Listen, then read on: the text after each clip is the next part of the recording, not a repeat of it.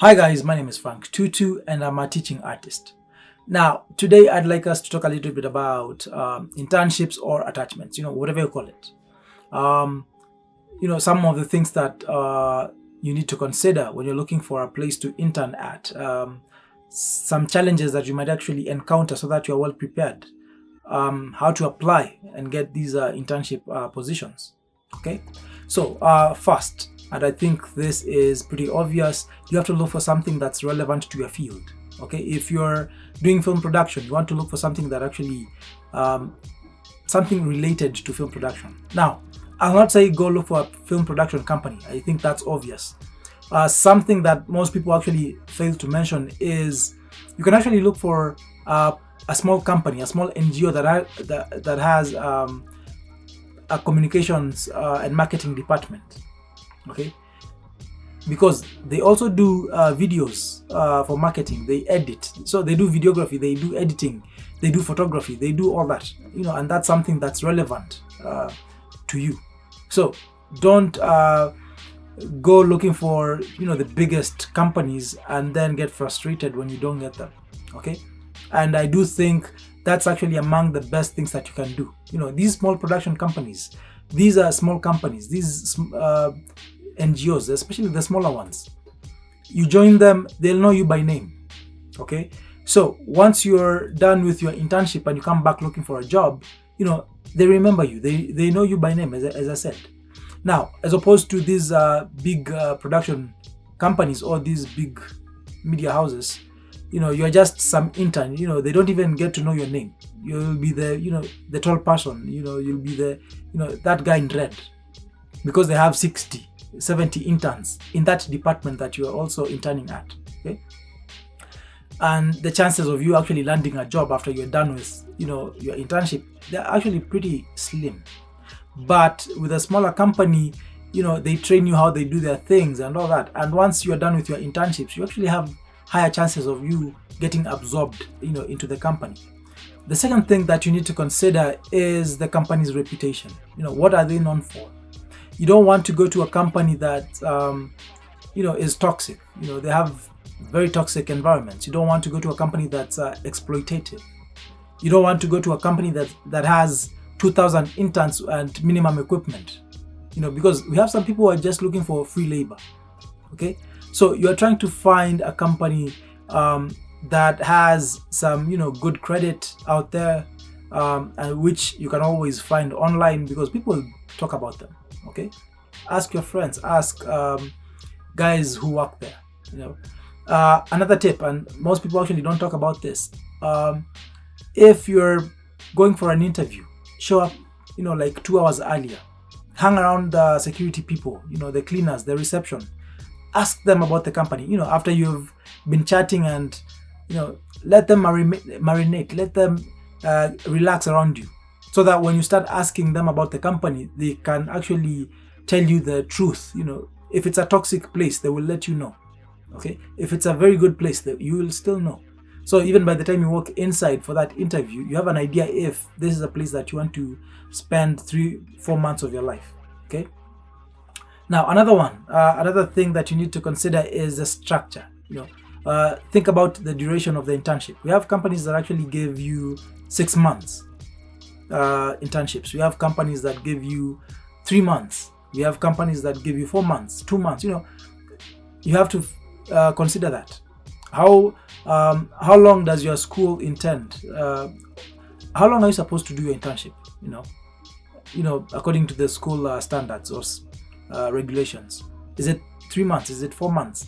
So what do you do when, let's say, you land a place and they only accept interns if you're going to be there for 6 months? Think about it. We do have some companies that actually give very, I would say, long internships, like a year. Now, the good thing about these companies is they're actually, look at the high-end NGO jobs. They'll not be doing internships, very short internships. Okay, so I would say, weigh your options. If it's worth you being there for an entire year, and then you have very high chances of getting absorbed, I would say go for it. Okay, Now, things to do with flexibility. Are they flexible? Are there some things that you can actually do from home? Think about it. Things to do with do they have set responsibilities and expectations? Or are you just going to exist for 3-4 months? Because we have places where you actually go, especially these we have some, I'll not mention names right now, but we have some government offices that guys are holding them because they know someone, connections and all that. So you join a department and they actually don't have enough qualified personnel to run that department. So let's not forget, you are supposed to go for internships to learn, to be mentored. So if you go to a place where someone got in because they know someone and they have no idea about whatever you are interested in, I do think you'll waste a few months of your life and it's not worth it. Think about schedule. What time do you get in, what time do you get out? Because we have internships that actually do like 8 to 5. We have internships that with film production companies, I do think you need to go out there expecting to just do crazy hours, because guys will have, let's say, call time for 6 and you might leave the set at midnight. So be ready. It's not strange, it's actually normal for film production companies. If you are going to do at some NGO or some small company, joining the marketing department, it might be an 9 to 5, 8 to 5 kind of thing. Probably no weekends, so weigh that. Now, another thing for you to consider is has something to do with money. Do they charge? Do they offer a stipend? Think about that. If they are going to charge, because companies right now, I do know of some corporations that actually charge students. Okay, is it worth it? If it's a very good company and they're actually charging you, I do believe it's worth spending that money, because you're actually going to walk away with something valuable. If it's a company that doesn't have a lot to offer and yet they are charging, don't be too desperate to just do your internship. Now, the other thing that you need to consider when you're looking for internship is location. Is the place that you are going to intern at convenient? Is it cost effective in terms of fare and all that? How much time are you spending commuting? Okay, these things actually matter a lot. Okay, if the place, that company is actually very good and you live far away, I would advise you can even move. If you're going to be there for 3-4 months, you can actually move to that place. Okay, because we have some companies that are based let's say like 3 towns away from your place, or 3 cities away. If it's worth it, you can move. Another one would be supervision and mentorship. Are you going to a place where you'll actually learn stuff? Are you going to touch the equipment? Are you going to learn, properly learn? Because you have places where you go and from the word go, they tell you, interns don't touch stuff. Okay, because you'll spoil them or something. So if that's the place that you're working in, I would say just walk right back. Okay, you want to go to a place, if it's a music studio, you want to be able you want to go to a place where they let you touch the equipment, set up, interact with guys. Okay, if it's a film production company, you want to go to a place where they have equipment, they actually have some qualified personnel operating that equipment, so that they can actually show you how to use them. Now, another point that you need to consider is growth and networking opportunities. Will you actually meet people? Will you network? Or are you chained to your desk day in, day out, just swamped with work, never meeting anyone who might actually change your life in the future? Because I do believe this is one of the most important things that you can do when you're an intern. Network, meet people, potential clients, potential employers, potential collaborators or something. Okay.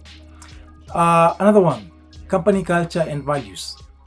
Okay, go to their website, see what they're all about, what they stand for. Okay, now, do they respect your personal beliefs? Let's say it's something religious. Maybe your religion demands that you do a turban on your head. Okay, is it allowed?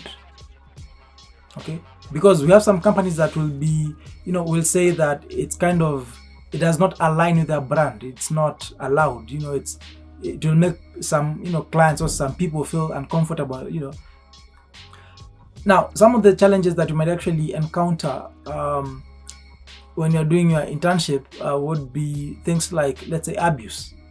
Now, I do think it's important that you know that these things exist, so that you are well prepared. You know how to handle these situations in case they happen. I'm not saying, I'm hoping they won't, but the reality is these things happen. Okay, so what will you do if someone harasses you sexually, physically, abuse emotionally? What will you do? You have to kind of start thinking about how you can handle that situation even before you actually set foot in any company. Okay, you don't want to be broken even before you start your life. We also have things like exploitation.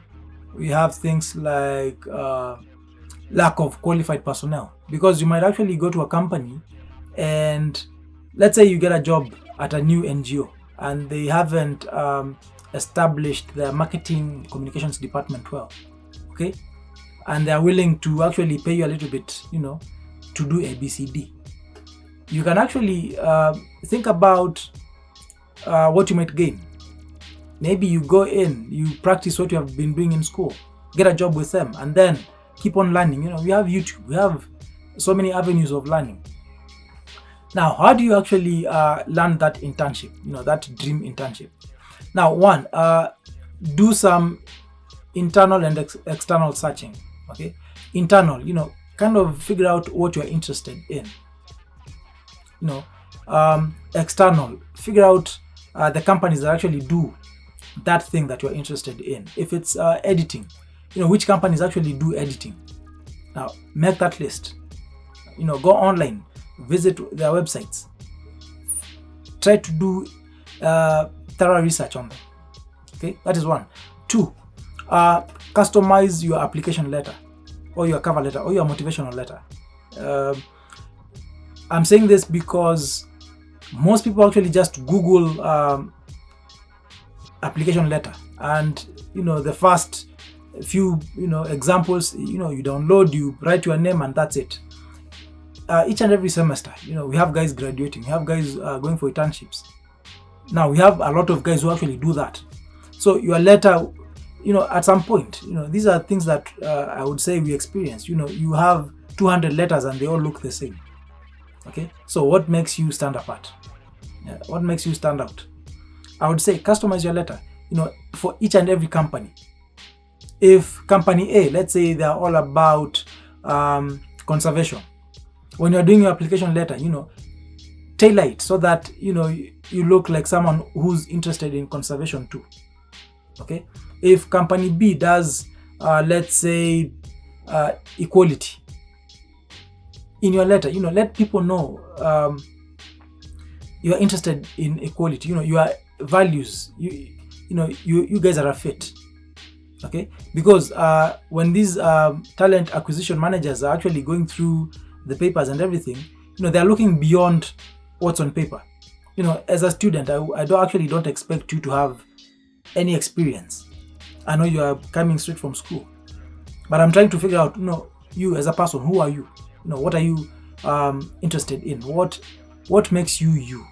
Okay, if I see that you volunteer, if I see that you do this and this and this, even when you're studying, you actually have higher chances of actually landing that internship opportunity.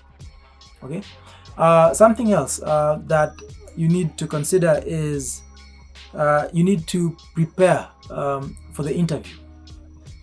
What will you say when they ask you, tell us about yourself?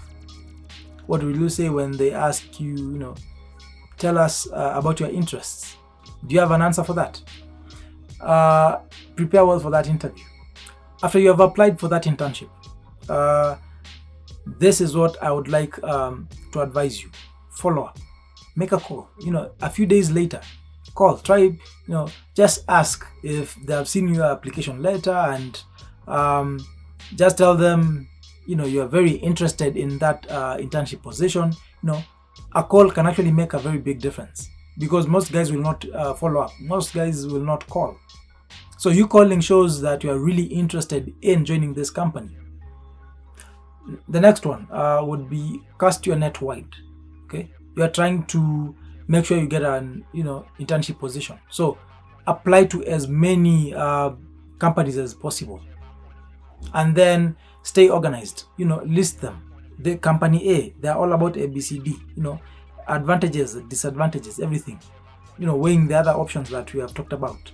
Company B, same. C, once they give you, they call you back. Now you actually, let's say you have 3 companies calling you back. You can actually use your list to figure out now which best suits you. So lastly, before you go, I do believe it's worth mentioning some of the places where you can actually find these companies that we are talking about. Okay, so online, just go through these job sites. Okay, I don't want to start mentioning which ones, but just type. Let's say you're interested in something like videography. Just go type videography jobs. Okay, I do know it's an internship, but type videography jobs. See what comes up. These job sites. Then type videography internship. Okay, these are the companies that you are actually looking for. Whether you're looking to hire someone or they're looking for internships, just apply. You never know, because they might be advertising for a job and then no one shows up. What happens next? Because things need to be done. Likely you have a chance. Okay, I do believe we have mentioned some of the things that are crucial for you to know. If you're watching this, you're already doing your job, and you have some insights maybe I've left out, do please put them in the comment section below. I'll see you guys in the next one.